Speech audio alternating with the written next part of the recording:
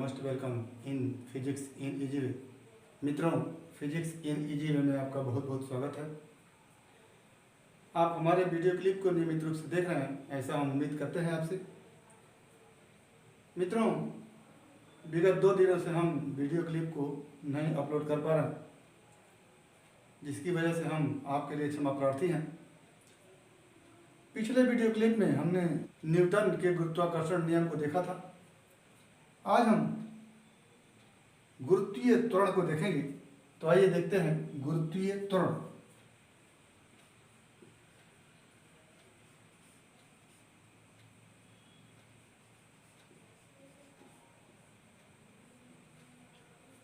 Newton के गुरुत्वाकर्षण के नियम में आप पढ़े थे कि ब्रह्मांड की किन्हीं दो वस्तुओं के बीच एक आकर्षण बल लगता है, जिसको गुरुत्वाकर्षण बल कहते हैं।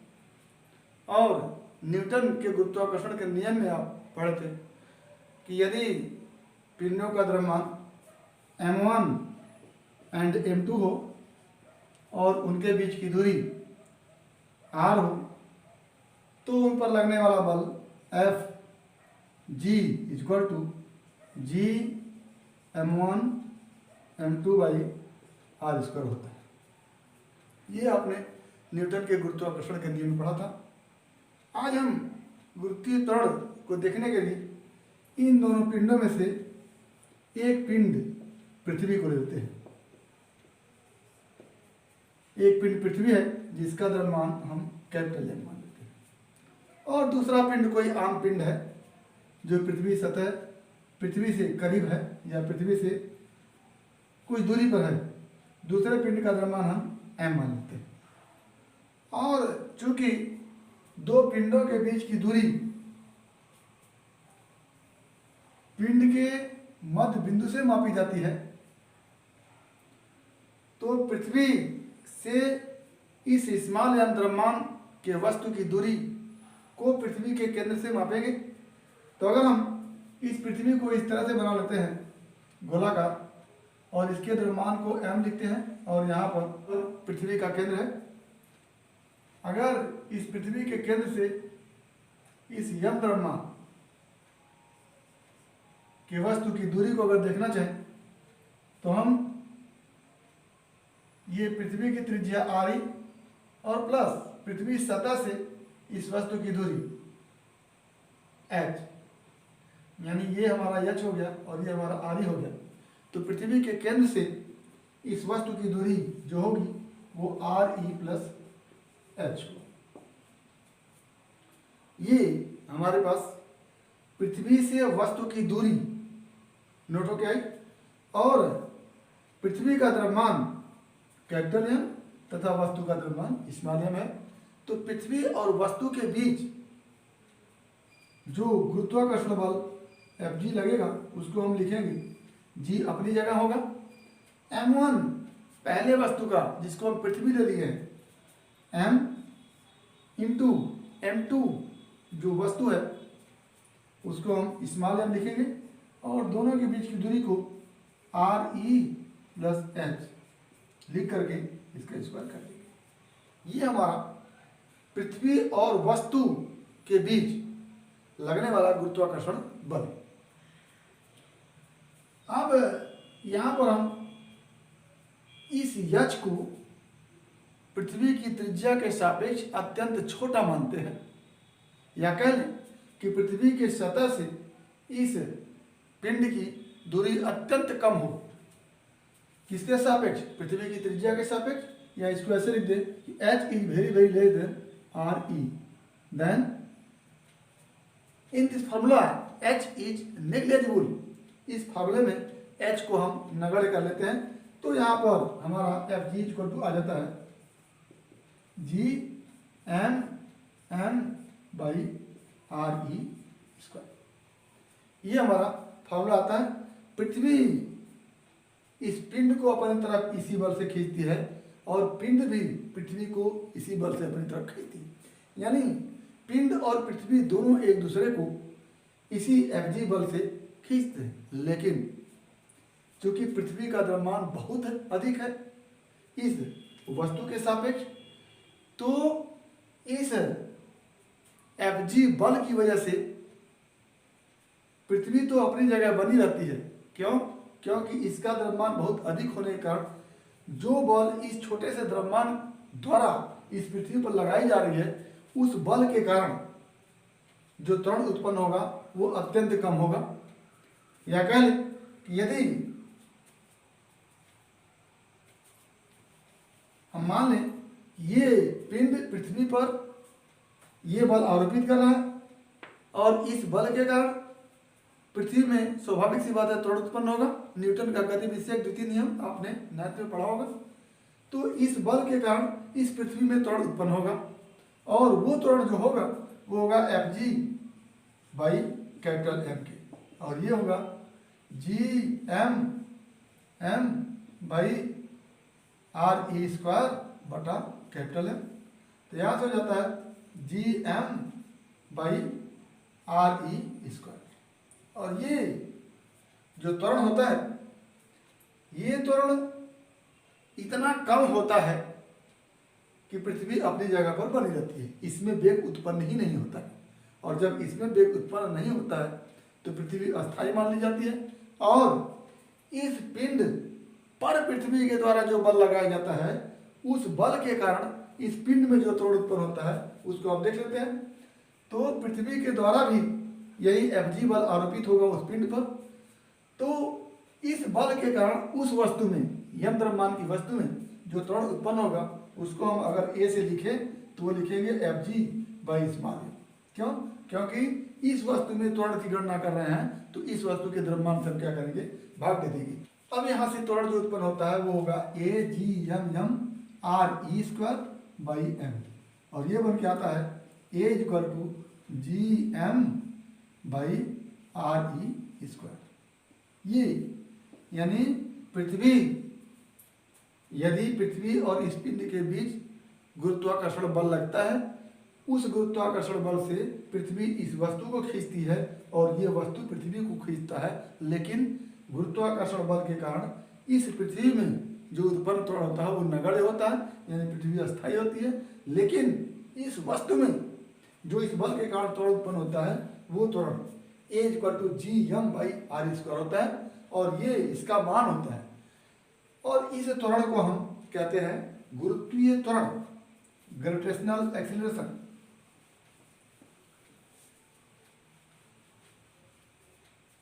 तो ये जो A होता है उसको हम कहते हैं गुरुत्वीय त्वरण, गुरुत्वीय त्वरण। और इस गुरुत्वीय त्वरण को एक नया लेटर लेते हैं स्मॉल g से, यानी स्मॉल g बराबर लिखते हैं Gm बाई RE स्क्वायर। ये हमारा स्मॉल g होता है। तो इस तरह से ये जो गुरुत्वीय त्वरण उत्पन्न हुआ है इस वस्तु में, किसके कारण उत्पन्न हुआ है? पृथ्वी और इस वस्तु के बीच परस्पर आकर्षण बल के कारण इस वस्तु में पृथ्वी के द्वारा लगाए गए बल के कारण उत्पन्न हुआ गुरुत्वीय त्वरण। तो इसको गुरुत्वीय त्वरण कहेंगे। और इसका मान प्रयोगों के आधार पर देखें तो पृथ्वी सतह से कुछ ऊंचाई तक, पृथ्वी सतह से कुछ ऊंचाई तक 9.8 मीटर प्रति सेकेंड स्क्वायर होता है। तो ये हमारा गुरुत्वीय त्वरण होता है। तो इसको अगर हम लिखना चाहें परिभाषा के रूप में तो इसको हम लिखेंगे, तो गुरुत्वीय त्वरण को परिभाषा के रूप में लिखे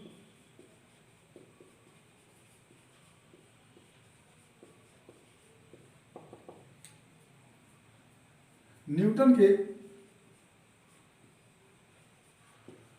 गुरुत्वाकर्षण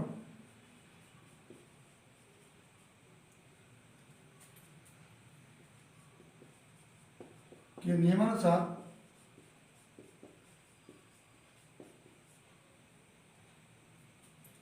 ब्रह्मांड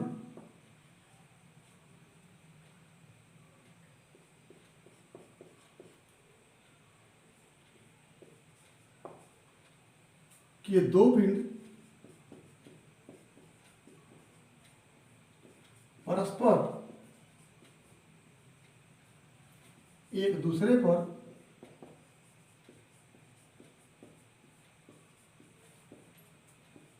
आकर्षण बल आरोपित करते हैं।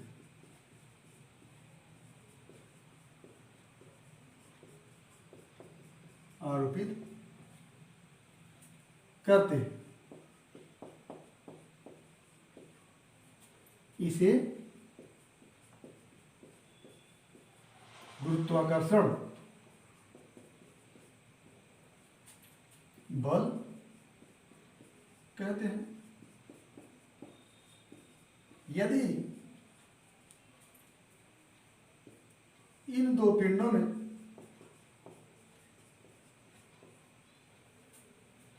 एक को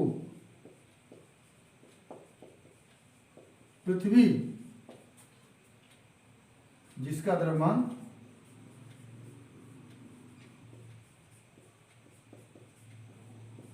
m e है,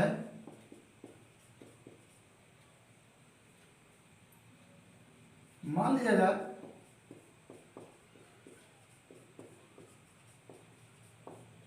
और दूसरा पिंड, जिसका द्रव्यमान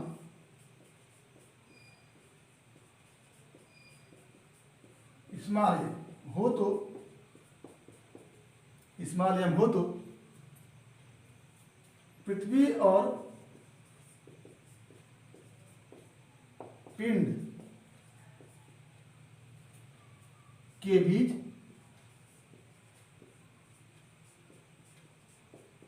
लगने वाला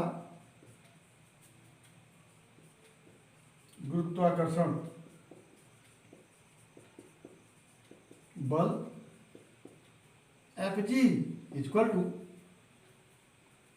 जी M E M by R E plus H का होल स्क्वायर, जहाँ आर ई पृथ्वी की त्रिज्या एवं एच पृथ्वी सतह से पिंड की ऊंचाई। सिंस चूंकि h is very very less than re, therefore h r के सापेक्ष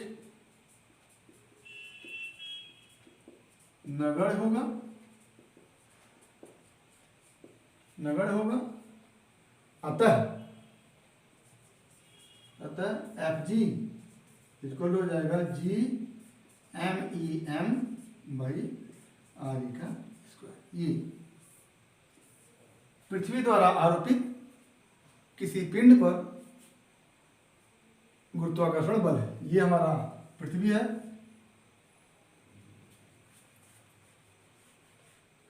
ये पृथ्वी है, इसकी त्रिज्या आर ई है और इस सतह से h ऊंचाई पर यह हमारा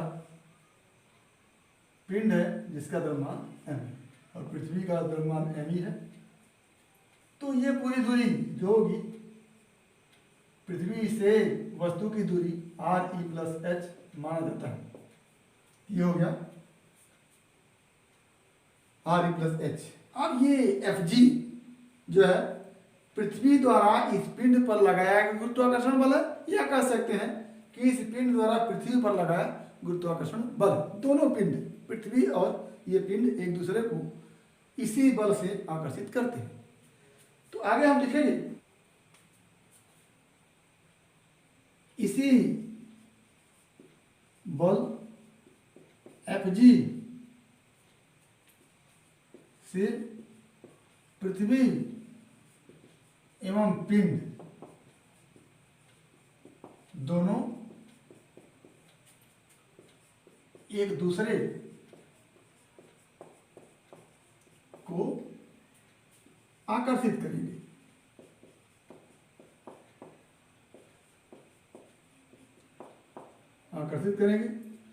क्योंकि पृथ्वी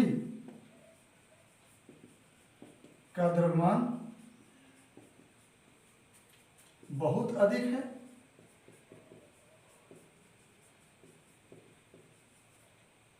अतः पिंड द्वारा पृथ्वी पर लगाए गए बल Fg के कारण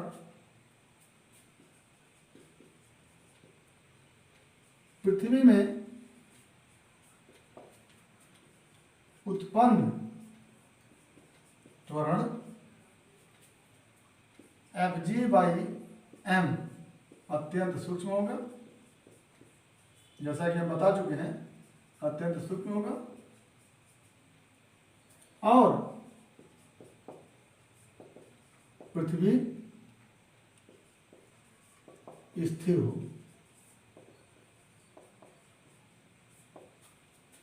परंतु पृथ्वी द्वारा पिंड पर आरोपित बल के कारण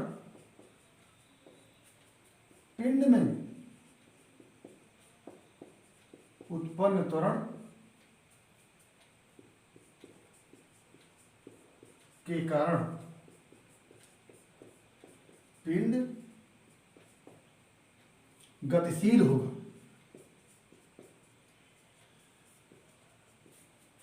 होगा। इसी त्वरण को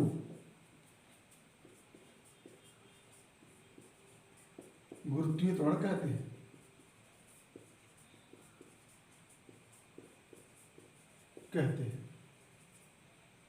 इसे स्मॉल जी से प्रदर्शित करते हैं।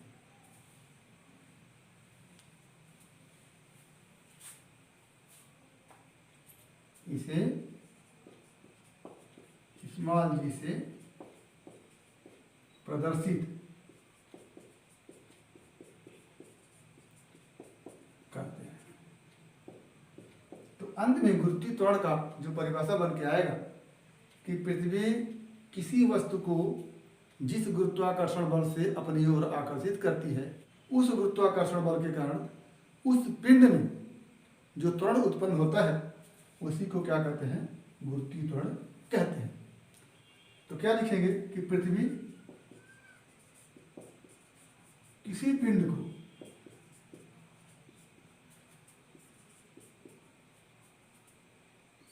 जिस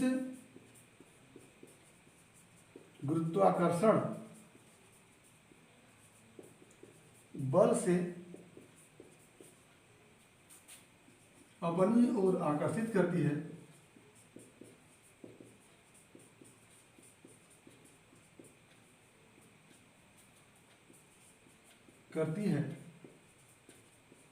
उस बल के संगत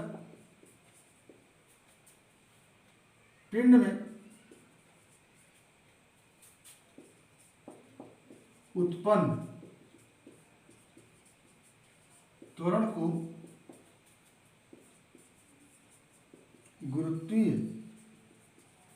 त्वरण जी कहते हैं।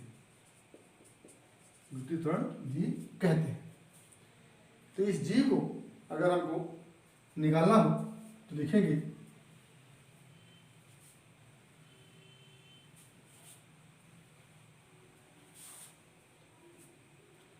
क्या लिखेंगे कि पृथ्वी के गुरुत्वाकर्षण बल के संगत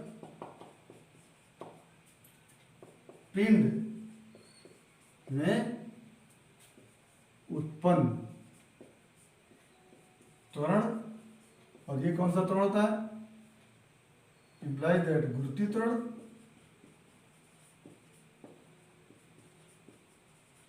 जी बराबर गुरुत्वाकर्षण बल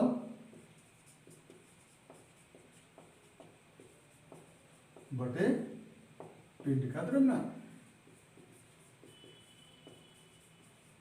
आप जानते हैं कि किसी बल के संगत पिंड में त्वरण निकालने के लिए उस बल और पिंड के द्रव्यमान के अनुपात को निकालते हैं तो क्या हो जाता है, G इक्वल टू गुरुत्वाकर्षण बल क्या है, G M by RE square बटा क्या हो जाता है, इस मान, ये बन के आता है G ME by RE square, यानी G इक्वल टू हो जाता है G ME by RE square. ये हमारा गुरुत्वीय त्वरण के लिए फार्मूला बन के आता है। अब हम इस गुरुत्वीय त्वरण के विषय में अगर देखें तो आप जानते हैं कि प्रत्येक वस्तु दूसरी वस्तु को अपनी ओर आकर्षित करती है। तो पृथ्वी जब इस वस्तु को अपनी ओर आकर्षित करेगी तो इसका मतलब यह होता है कि पृथ्वी इस वस्तु को अपने केंद्र की ओर ले आएगी। यानी अगर ये ऊंचाई है तो वस्तु हमेशा गुरुत्वाकर्षण बल के कारण नीचे आने का प्रयास करेगी, और चूंकि गुरुत्वाकर्षण बल नीचे की ओर लग रहा है तो गुरुत्वीय त्वरण भी नीचे की ओर लगेगा। तो लिखेंगे गुरुत्वीय त्वरण की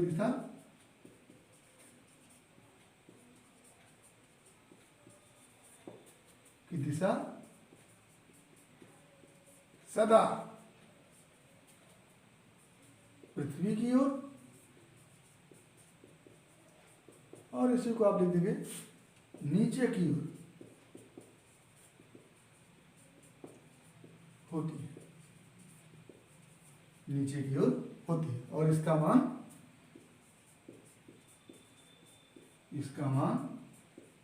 9.8 मीटर पर सेकेंड स्क्वायर होता है। और जो त्वरण का मात्रक होगा वही गुरुत्वीय त्वरण का मात्रक होगा, और जो त्वरण की विमा होगी वही गुरुत्वीय त्वरण की विमा होगी। तो ये हमारा गुरुत्वीय त्वरण रहा। अब इस गुरुत्वीय त्वरण और सामान्य त्वरण में क्या अंतर है उसको हम देखेंगे। तो पहला अंतर तो यह है कि गुरुत्वीय त्वरण पृथ्वी सतह से एक निश्चित ऊंचाई तक एक समान रहता है। तो यदि हम गुरुत्वीय त्वरण और सामान्य त्वरण, गुरुत्वीय त्वरण एवं सामान्य त्वरण में अंतर को देखना चाहें तो पहला अंतर होता है मात्रा का। गुरुत्वीय त्वरण का मान पृथ्वी सतह से एक निश्चित ऊंचाई तक एक समान रहता है। पृथ्वी सतह से एक निश्चित ऊंचाई तक गुरुत्वीय त्वरण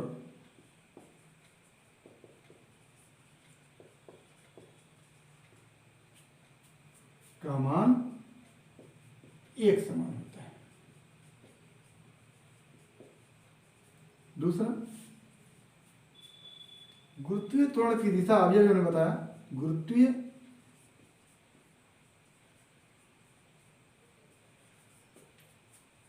की दिशा सदा नीचे की ओर होती है।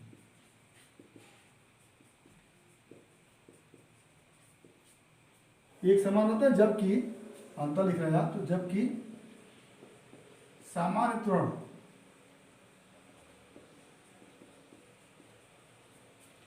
आरोपित बल पर निर्भर करता है।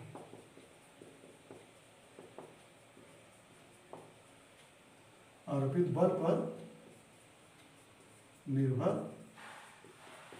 करता है। तो गुरुत्वीय त्वरण की दिशा सदा नीचे की ओर होती है, लेकिन सामान्य त्वरण की दिशा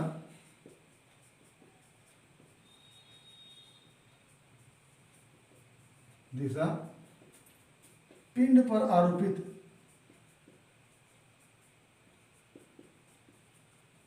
बल की दिशा में होती है। बल की दिशा में होती है। तो इस तरह से गुरुत्वीय त्वरण और सामान्य त्वरण में अंतर है कि पृथ्वी सतह से एक निश्चित ऊंचाई तक गुरुत्वीय त्वरण का मान एक समान होता है, लेकिन सामान्य त्वरण का मान पिंड पर आरोपित बल पर निर्भर करता है। जैसे आरोपित बल लगाएंगे, जैसे पिंड पर बल लगाएंगे उसके हिसाब से उसके त्वरण में परिवर्तन होता है।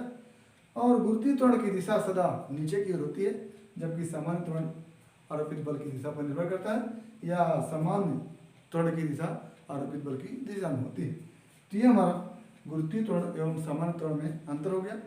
तो इस तरह से उम्मीद करते हैं कि आपको गुरुत्वीय त्वरण समझ में आया होगा। अगर इसमें किसी प्रकार की कोई समस्या हो तो प्लीज़ हमारे YouTube चैनल के कमेंट बॉक्स में कमेंट करके या फिर व्हाट्सअप नंबर पर कॉल करके आप अपनी समस्या का समाधान करेंगे। अगर हमारा वीडियो क्लिप पसंद आया तो प्लीज़ लाइक करेंगे, शेयर करेंगे, साथ ही हमारे YouTube चैनल को सब्सक्राइब करेंगे ताकि हमारा हर वीडियो क्लिप आप तक बिना किसी रुकावट के पहुंचता रहे और आपके एग्रीकल्चर फिजिक्स की मुकम्मल तैयारी होती रहे। तो आज बस इतना ही। आपके भविष्य के लिए एक बार फिर बेस्ट ऑफ लक। धन्यवाद।